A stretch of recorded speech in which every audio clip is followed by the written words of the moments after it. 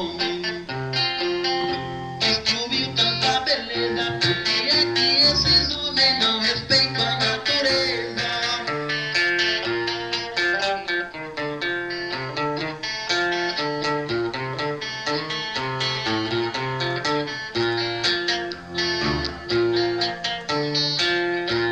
Eu ando lá no mato, eu sou mais o jacu. Eu vejo o rastro dos pebas, lanço cero dos tatu. No rochedo da serra não ouço mais o mocó, o jambu, a codorninha e nem também o chororó.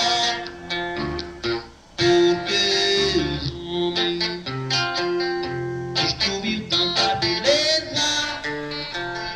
Por que é que esses homens tanto agridem a natureza?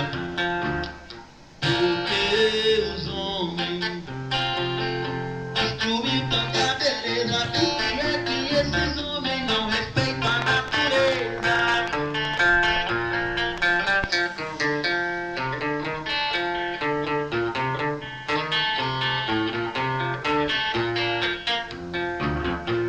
O homem aqui na terra destruiu tanta fortuna, matou os pés de anchicos, aroeira e baraúnas.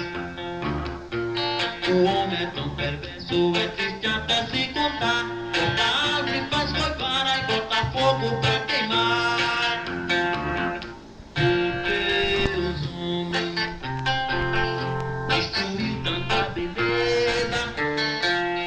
Por que é que esses homens tanto agridem a natureza? Porque os homens destruiu tanta beleza? Por que é que esses homens não respeitam a natureza?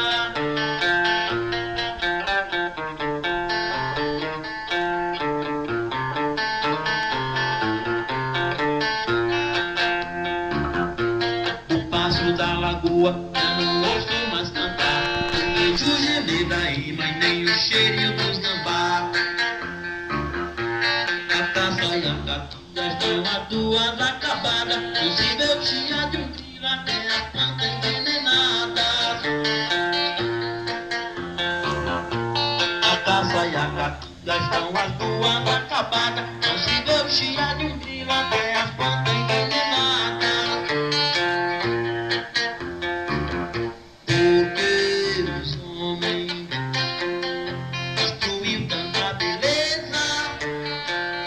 Por que é que esses homens tanto agridem a natureza? Porque os homens destruiu tanta beleza? Oh meu Deus, por que esses homens não respeitam a natureza? 7h49.